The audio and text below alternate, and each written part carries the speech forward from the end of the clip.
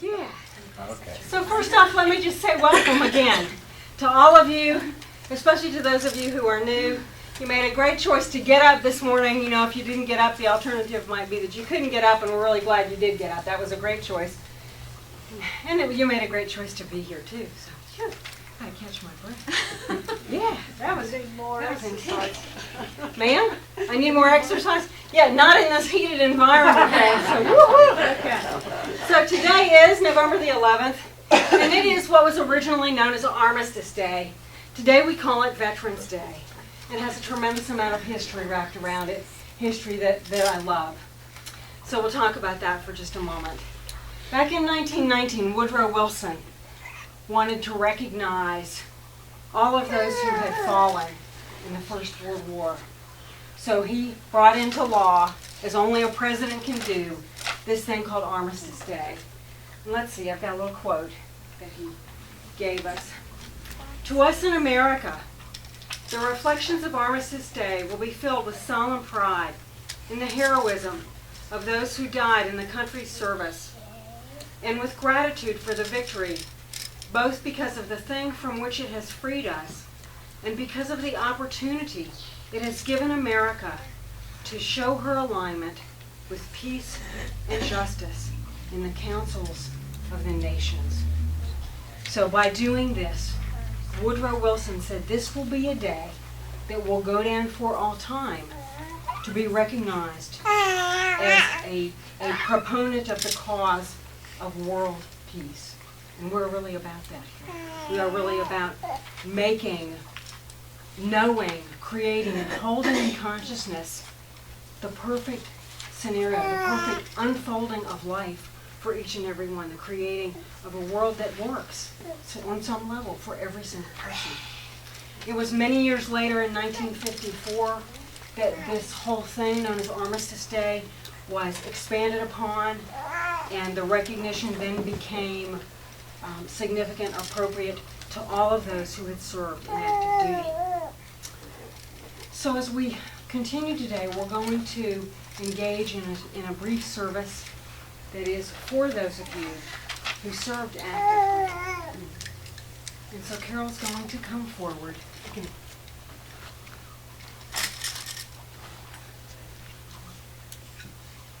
So as Carol moves around the room, ask that you just give your blessing to the items in this bowl. Send your love into them. Let's just hold the space in high consciousness right now.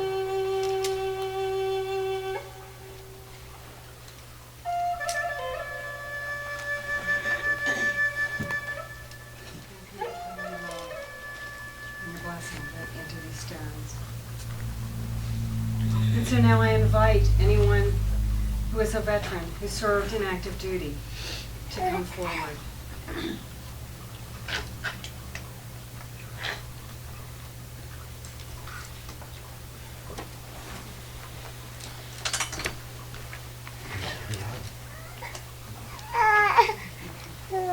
Come stand here. Come stand here. And so now I invite anyone, a family member, anyone who cared deeply, who lost someone in active duty, please step forward.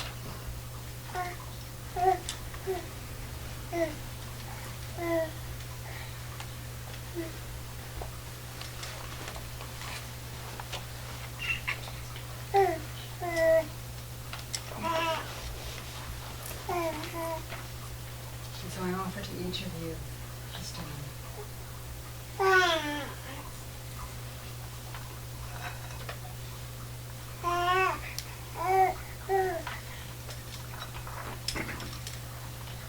You can turn those over. I have a message for you.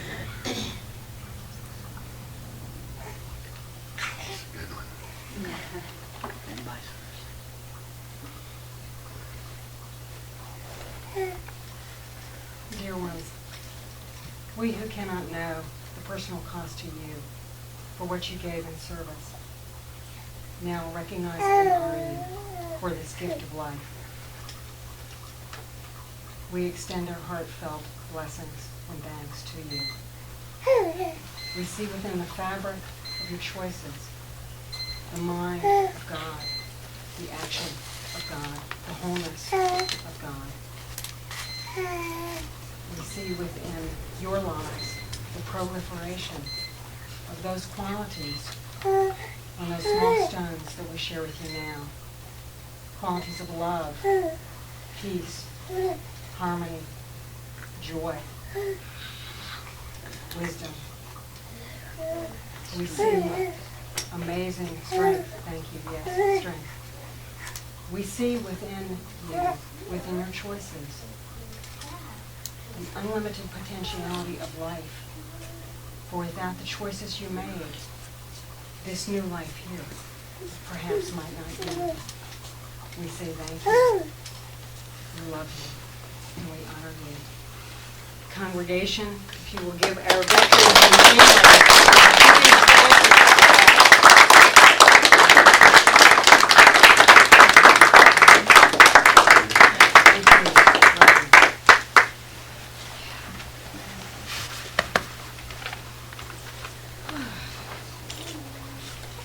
And so the title of my talk today is called Living Love.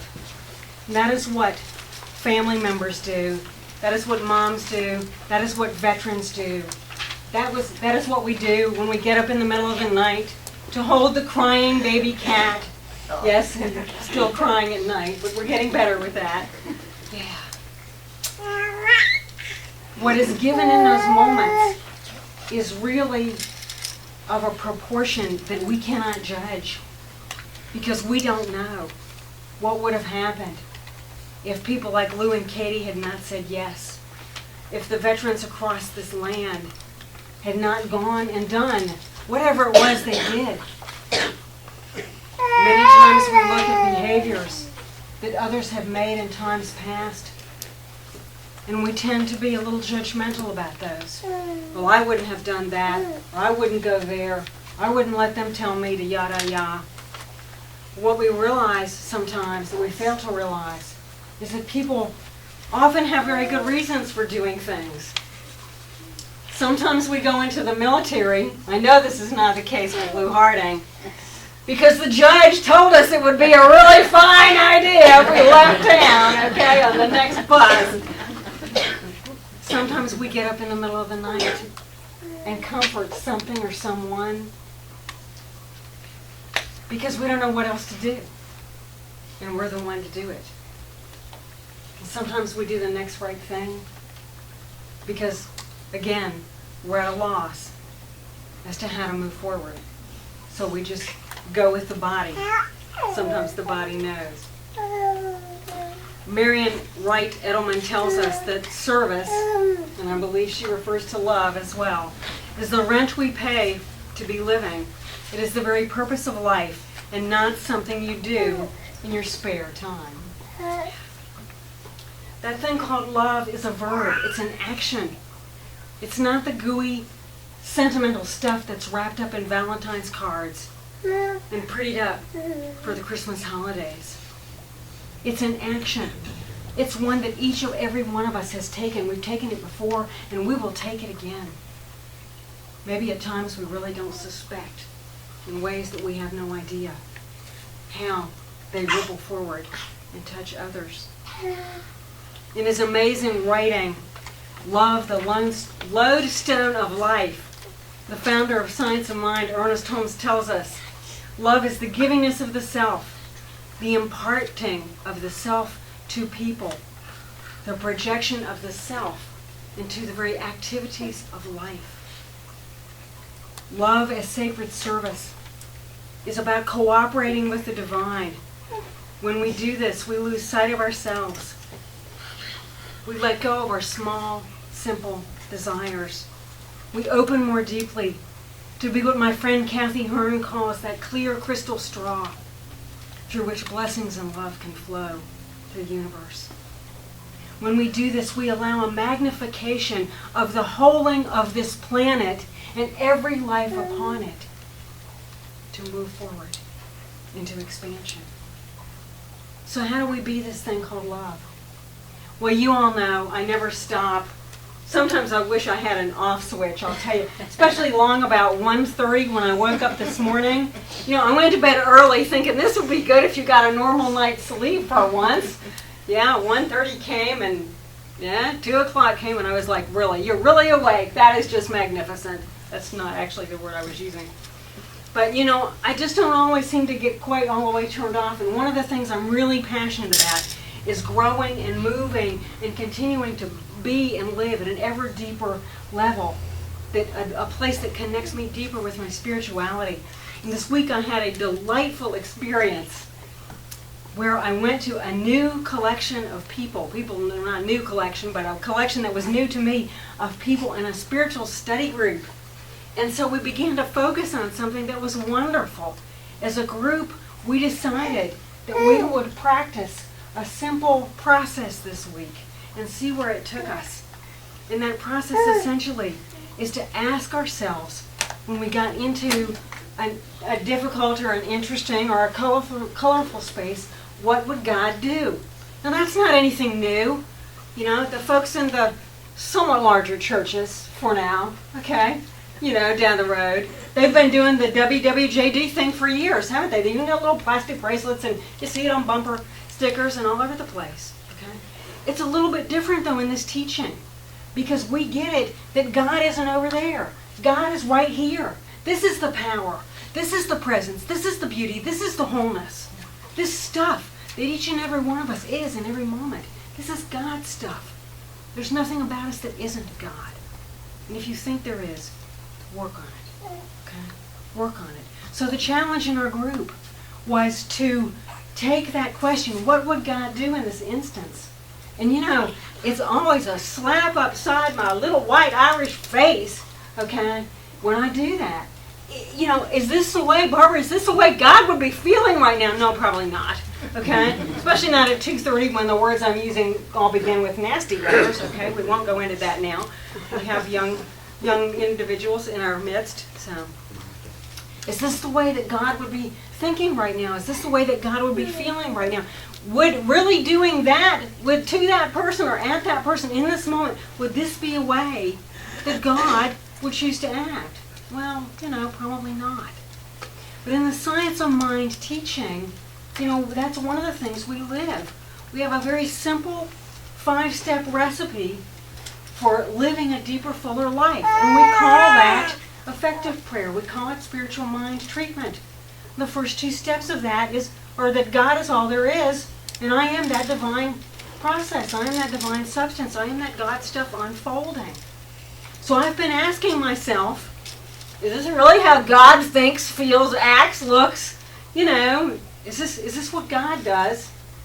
Where are you coming from? Your God self, or some point that needs to be in a little higher conscious that's calling to you to move forward? That's all any of the stuff that we ever do that we don't like is.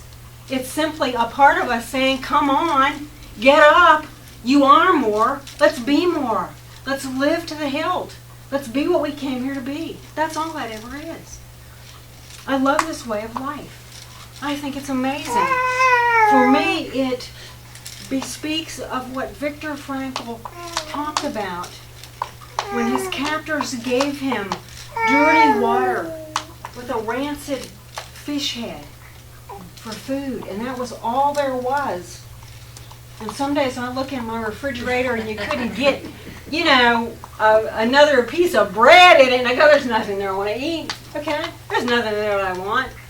They gave him this bowl of stuff with this fish head in it, and what he saw was not, the stuff that would turn so many of us off, that would make us feel nausea. What he saw was the iridescence of God shining through the gills of the fish. Wow, that's amazing.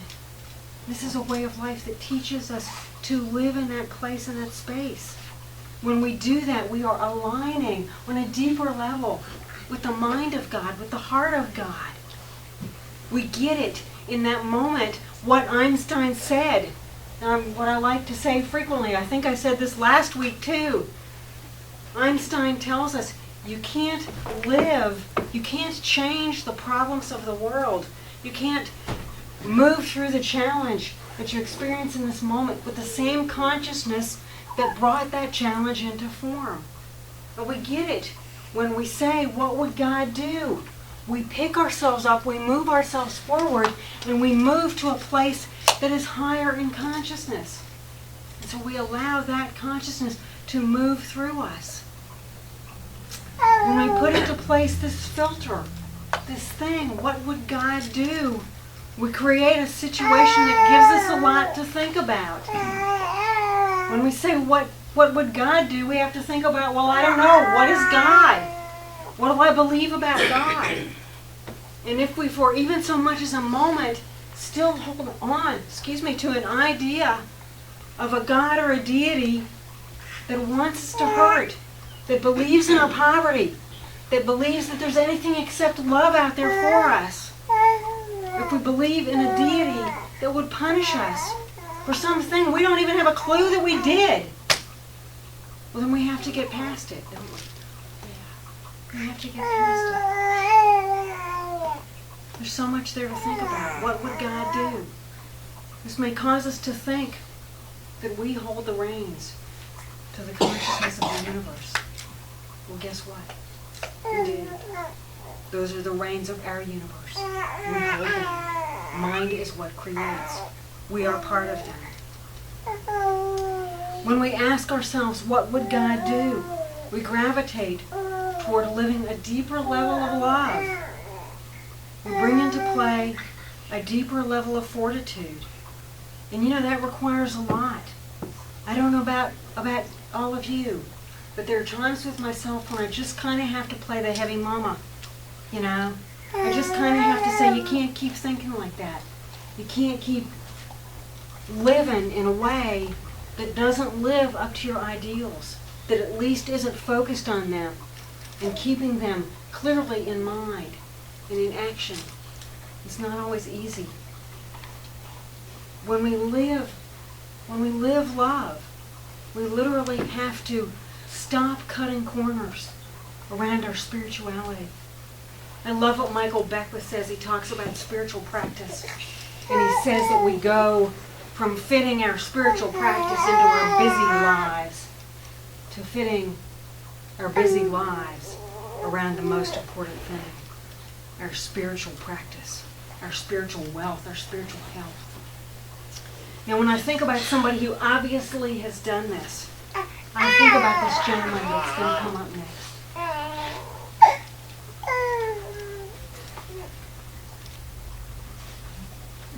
There we go. Yeah, there he is. Do you know who this is? Nick. This is Nick. This is Nick. Yeah, and God bless him. His last name is a piece of work. I have to do the what is that? Phonetic spelling.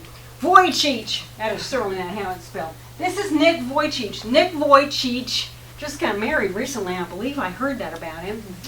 Nick is a young man who was born for no reason. They don't know why. No warning. No arms, no legs. Now, 99.9 on into infinity percentage of us, we would have just gone, okay, feed me, clothe me, fix me, carry me, And I bet he did do that for a while. I bet he did. In fact, it's really interesting. He learned, his family, he was not the only child in his family. And if you go to his website, which I'll share in a moment, there's a statement that he makes about his brother, his older brother, who was possibly, 4 or 5 when the picture that is on there was taken, and Nick might have been a year old. Nick says, from the beginning I understood this crucial need for a helpmate. It all started when my brother Aaron was assigned to be my hands and feet. Yeah. So his parents, recognizing that they couldn't do it alone, said to one of their children, you're going to have to help this kid. He's not going to be able to do what he needs to do on his own. Phenomenal. Nick grew up and he started a thing called Life Without Limbs. And if you go to the internet and put in Life Without Limbs, Nick, I'm not going to tell you how to spell the last name. Spelling is even worse than the pronunciation. You will find Nick. He started this thing called Life Without Limbs, And it basically, I would say, is an organization that gives people hope, regardless of what. Okay, it's a great place for me to go, fairly frequently, because it gets my head out of those places that sometimes it goes to. Here was a guy who could have given up, and he didn't. And you know what he's done is he's gone out there and he's been what he came here to be. He didn't let a little thing like arms and legs stop him. He didn't let a little thing like somebody's response to his differentness stop him. He stood up and made a decision about who he would be and how he would be, and he went out there and he did it. And as we all know, every time we take the first step, the universe comes out and meets us and walks with us and carries us when it's got to, doesn't it? There's that it's not old, but there's that beautiful footprints prayer, where there's only one set of footprints in the sand. God, yeah, I know it's mine. You were being carried, honey.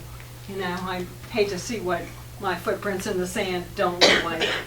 But what Nick did was he became a hero, And for every one of us, that is what we end up doing when we live from a place of love. We become our own heroes. We become our own power center. I don't love what happened with Hurricane Sandy, but I love that in this teaching, we have a way of shifting the lens to look at things from a perspective that is perhaps a little more complete than we might have otherwise. I'm engaged in a minister's listserv, and someone on there posted that they had gotten their power back finally after what's it now been almost 2 weeks since Hurricane Sandy hit. And what this minister said was, I always had the power, and now I got the electricity back. Okay? Very clear about that. I liked it. Yeah. So, sweet. We begin to live from the divine place inside. Now, Ernest Holmes gave us another quote on love that I think is really cool. He said, love is a cosmic force. Its sweep is irresistible. It is the very reason for our being. That explains why it is that people should have something or someone to love. The life that has not loved has not lived. It is still dead. Love is the sole impulse for our creation, and the one who does not have love as the greatest incentive in his or her life has never developed the real creative instinct. No one can swing out into the universe without love, for everything that is in the universe is based upon it. So as we go this week, think about love. Let's think about actively living from a place of love. Let's think about asking ourselves whether we're focusing on a challenge or whether it's just a good old usual everyday wonderful time we're having. What would God do? What would God do in this moment? What would God do with this day? What's mine to do? And let's just listen. In a few moments, we'll come back together and we'll vision for Open Door Center. We'll catch that which is God's picture for this community as it unfolds, as it is doing so beautifully today. I encourage you as you get up every morning to just ask, what's God's to do today? What is this expression of the divine? What is mine to do? And then walk forward with it. And listen to your heart. So as we close, I have just a few things about love that I think are really sweet. Love is like driving your car at night. You cannot see further than the light cast by the headlights, but you can make the whole journey that way. Love is like reading an endless book. The end is a mystery. We can only read one page at a time. We can only live one day at a time. Love is like learning to play music. And when I thought about this, I thought about my friend Deborah Belcher, who's a major concert pianist. We'll bring her out here someday and have her play for us. But I know that she would love this, and I know that this is so true about her. She's one of those musicians who literally practices 4 or 5 hours a day. I mean, on the slow days, right? I wouldn't want to be around on a busy day. Love is like learning to play music. First you must learn by the rules. Then you must let go of those rules and learn to play by the heart. And love is like a campfire. At first it burns bright and it gives off much heat, but it falls to coals quickly. For long-lastingness, you must carefully tend the fire. So as we go this week into our world, think about Nick. Think about how can I live love in the next moment, in the next day, in the next week.